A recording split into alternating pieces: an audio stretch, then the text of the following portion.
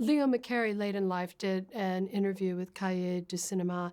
They asked him why he had remade Love Affair as an affair to remember, and he said, "It's my favorite love story."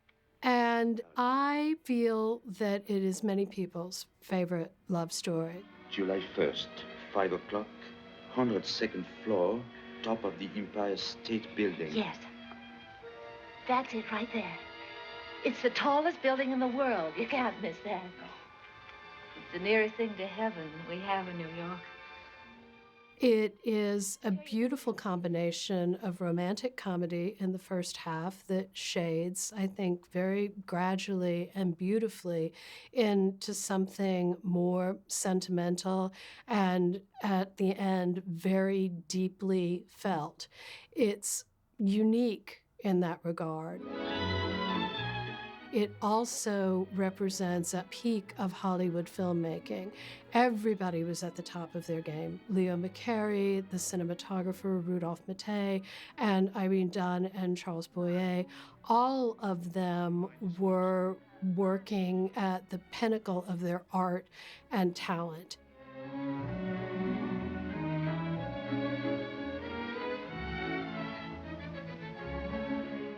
Leo McCarey was the son of an Irish-American boxing promoter, and like a lot of directors of this era, he was not somebody who went to film school and learned how to make movies. He packed a lot of living into his earlier years. He was at one point an attorney. He was also an amateur boxer himself, and he also tried to be a songwriter. Eventually, he did wind up working at Hal Roach Studios for about 7 years, starting at the bottom, kind of working his way up. And he wound up doing script supervision, gags, and the like until finally moving into directing. And he is often given credit for being the person who put together Laurel and Hardy. Some people dispute that, but what does seem indisputable was that he was someone who helped polish them together, who saw their potential as a team and really helped bring that to fruition. Later on, he moved to Universal, where he apprenticed under the great horror director Todd Browning. And McCarey also gave Browning a great deal of credit for having taught him a lot about the craft of filmmaking, although he noted, of course, that it was somewhat odd because McCarey never made a horror movie in his life. The 1930s were undoubtedly Leo McCarey's greatest period as a filmmaker. He began the decade with Duck Soup, which a lot of people regard as the Marx Brothers' funniest, most anarchic movie. And then there was Make Way for Tomorrow in 1937, which is a heartbreaking story about an elderly couple that is being forced apart by money troubles and by circumstances. And then there's The Awful Truth, which is about divorce, but is hilariously funny all the way through. Is often given credit for being one of the first movies where Cary Grant is in the full flower of what was going to be his screen persona for the rest of his life. Not that I'm prudish. It's just that my mother told me never to enter a man's room in any month ending in R. And then in 1939, we have Love Affair. What's your name? Terry McKay. Leo McCarey had already worked with Irene Dunne to superb effect on The Awful Truth, and they had started what was to be a friendship that continued throughout the rest of their lives. Irene Dunne was known as an extremely versatile performer. She was associated with a wide variety of genres and styles. She was often in romantic melodramas, which she's shown in, and she was also in comedies, showing off her timing, which was widely acknowledged to be among the best in the business. She was born and raised in Kentucky. She always retained a slight trace of a Southern accent that she could dial up or down as the role demanded it. By the time she became a star in Hollywood, she was well past the ingenue stage. She was already in her 30s or close to it. And so there was always something womanly about Irene Dunne. Leo McCarey had developed a great deal of respect for Irene Dunne as a performer on The Awful Truth, and having worked with her there, he also knew that she was well acquainted with his methods, which were somewhat unique to him and involved a lot of improvisation. Leo McCarey also tailored the role to Irene Dunne in some ways by, for example, making the character of Terry McKay a nightclub singer. This enabled Irene Dunne to show off her lovely soprano singing voice in a couple of scenes. Go on and sing, my heart. You know it's free, my heart. So why not show it? Irene Dunne was a trained singer. In fact, what brought her to New York in the first place was the desire to audition for the Metropolitan Opera Company. That did not work out, but she was still able to find good work on Broadway and in various productions through the years. She eventually was cast as Magnolia in a touring production of Showboat, and it was her performance in that show that eventually got her a contract at RKO. Senor Marnet. With Irene Dunne cast as nightclub singer Terry McKay, the role of the man who falls in love with her, Michel Marnet, went to the French actor Charles Boyer. Mr. Marnet, will you autograph this picture of you? Please. Charles Boyer grew up in France, and he originally was studying philosophy at the Sorbonne for a while, but he really had the acting bug, and he wound up making a number of silents in France. He eventually became something of a star, and after moving into talkies for directors such as Fritz Lang and Lilium, he came to America to try his fortune here. Now, French stars have historically not always translated very well to America, but Charles Boyer was very much an exception. He made a hit with a movie called Private Worlds in 1935 and moved on to a series of roles as the quintessential French lover with his beautiful, deep voice and that wonderful accent and the beautifully expressive eyes. Leo McCarey and Boyer had known each other slightly at Paramount, but more importantly, Boyer had made it clear that he considered McCarey an artist and perhaps a somewhat underappreciated one at that. I'm in trouble, serious trouble. Well, I could have told you playing around Lake Como, the poor No, thing. I must talk to someone. Well, I'm really not very good about that sort of thing. I talk a lot. I've tried to break myself of the You habit. have an honest face. Success has many fathers, as they say, and Love Affair has many fathers, and in fact, a mother as well, further back on the family tree. The original story was credited to Mildred Cram, who was an author of short stories and novellas, very successful in the period. Her specialty was romantic stories. She shared the story credit along with Leo McCarey himself, although the one thing that most of the people who worked on the script seemed to agree on is that her story had very little to do with what wound up on screen as Love Affair. The script was worked on by Donald Ogden Stewart. he said Leo McCarey wasn't exactly asking me over to dinner, but he needed me for Love Affair. I think this was a reference to the fact that Stewart and McCarey were very far apart on the political spectrum, McCarey being one of the most famous conservatives and anti-communists in Hollywood, and Donald Ogden Stewart eventually winding up on the blacklist for his left-wing beliefs. McCarey claimed that it was his idea to have the first half of the movie set on a boat, that he took a boat trip with his wife, and the perfection of having a romance in that setting occurred to him as they were pulling back in to New York Harbor. This is a great story. It's been repeated many times, but hold on a minute, because here comes Delmer Daves. Delmer Daves claimed that it was he who had come up with that idea, and under similar circumstances, he said it was his trip and his shipboard romance idea. Oh, and by the way, Delmer Daves also said that Donald Ogden Stewart wrote only one line that remained in the script for Love Affair. Complicating all of this even further is the fact that everyone acknowledges Leo McCarey loved to improvise.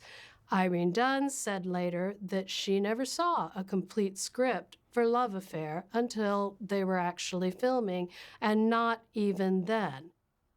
Irene Dunne, of course, was familiar with these methods from having worked with McCarey on The Awful Truth. Charles Boyer, on the other hand, had never had this kind of seat-of-the-pants methodology in his life. However, as it happened, Boyer liked it very much.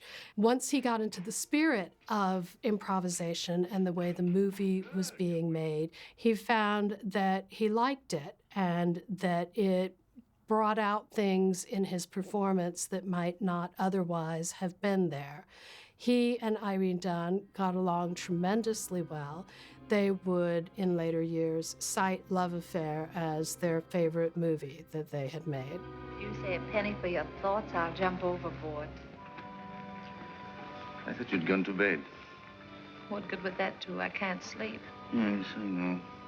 All I seem to do is turn, toss. Dreaming? I wouldn't call that dreaming. I'm awake. I'd call it wishing. My father used to say, wishes are the dreams we dream when we're awake. I think it would be a mistake to talk about Love Affair without discussing the beauty of the cinematography by Rudolf Mattei. Mattei was born in Poland. He had a career in Europe before coming to Hollywood in about 1935, where he quickly established himself as one of the best in the business. For Love Affair, his work, I think, is very fluid. It has a beautiful sense of harmony and continuity. During the course of his career in Europe, Mattei amassed some truly impressive credits. He worked with Carl Theodor Dreyer, including on that director's masterpiece, The Passion of Joan of Arc and Vampire. Later on, he lensed Lilium for director Fritz Lang, starring the young Charles Boyer. In the early scenes of the movie, I love the almost sparkle that Rudolf Mattei brings to the lighting in the scenes where Boyer and Dunne are encountering one another on shipboard. They first spy each other through a porthole, which almost seems to frame the unreality of what's about to happen to them. I am Michel Marnet. Oh, don't tell me you're the fella. Yeah. Well, this is pretty personal. Can you tell me what it says? Well, it says, remembering a warm, beautiful night, a thunderstorm over Lake Como, and you. And you. It's you. Oh. Was all right, huh? Mm-hmm. It may be difficult to a modern viewer looking at Love Affair today to understand why it had so many censorship troubles, but in fact it did. And they centered on the fact that both Terry and Michelle were obviously people who were sexually experienced. Terry, it is heavily implied, is being kept by her rich fiance, who is paying for her penthouse apartment. And this implication of sex before marriage was absolutely something that the production code office, run by a man named Joe Breen, was not going to countenance. Michelle, on the other hand, is more of a playboy, but as we see, when he stops being a playboy and stops dating rich women, he has very little in the way of money of his own. So while it would not be correct probably to call him a gigolo, he is definitely someone who is accepting gifts and other things for the sex that he has with one wealthy woman after another. The production code had originally been drawn up by a couple of Catholic priests, and the man who ran the PCA was named Joseph Breen, and he was as rock-ribbed a Catholic as you would find.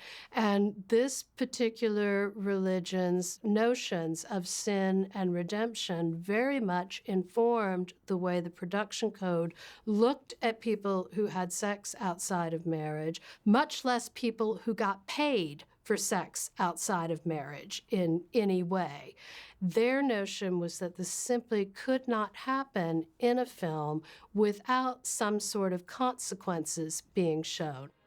In addition to this, Terry and Michelle are both engaged to someone else when the movie starts. So their entire lovely shipboard romance is a betrayal of the people who are faithfully waiting for them in New York. All of this absolutely gave the production code office a migraine, and they sent a number of memos to and fro insisting that this simply would not do. They had to undergo some kind of punishment for the misspent lives that they had led. This was where the twist of the mid-movie motor accident comes in. Donald Ogden Stewart claimed that his idea was to have Terry run over by a truck. So strict was the production office that one version of the script, which went so far as to actually show Terry walking again towards the end of the movie, was nixed. It speaks to Leo McCarey's artistry and I think also his deep and sincere faith as a Catholic that he was able to take all of these strictures and turn them into something that is sincere and I think very beautiful. There's also the fact that Leo McCarey, throughout his career, really liked musical moments. McCarey, as is said, was something of a frustrated songwriter. He loved music. One way he got ideas on set was by sitting down at a piano that he always had brought to him and noodling around on the keys until something came to him. Given this, it's perhaps not surprising that he frequently uses music to advance things in his movies. There is the moment where, when they're visiting Michelle's grandmother, she begins playing Plaisir d'amour, which is an 18th century French aria, and Terry begins to sing along with it. And then that becomes something of a musical motif that you hear frequently in the background throughout the rest of the film. There is the nightclub scene, and we find that she can, in fact, earn her own living. So while the song itself isn't advancing things, it's still a very important moment for Terry psychologically. She can stand on her own 2 feet. And then there's her relationship with the children in the orphanage, who she is teaching the song that would become most associated with the film, Wishing. There's music and lyrics by Buddy DeSilva. Wishing will make it so. Love Affair came out in 1939, one of the most famously successful years in Hollywood history. It got great reviews, and it did very well at the box office also. Champagne cocktail, please. Yes, madame. Have you any pink champagne? Yes? It was one of those films that people appear to have instantly taken to heart.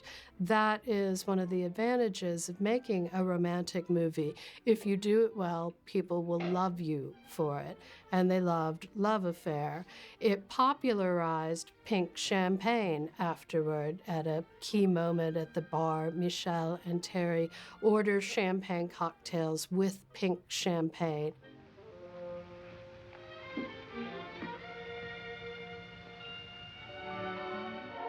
And Wishing became one of the biggest hits of 1939 and was subsequently recorded by a number of famous singers, including eventually Ella Fitzgerald. And the wishes are the dreams we dream when we're awake.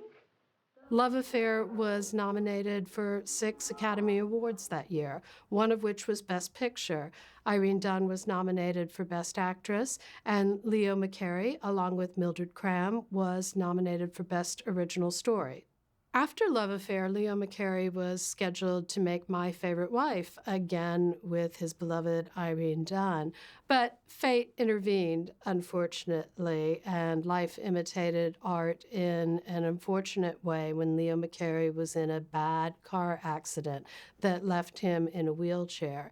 He continued to produce My Favorite Wife, but the film wound up being directed by Garson Kanin.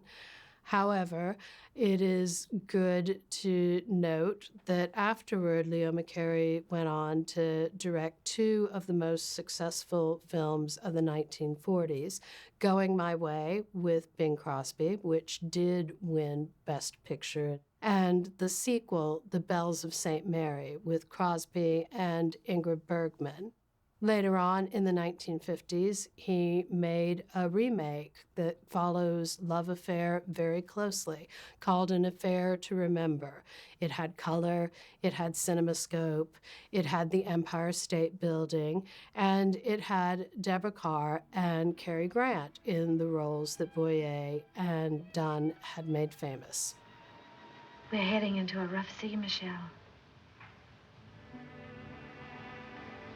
Good night.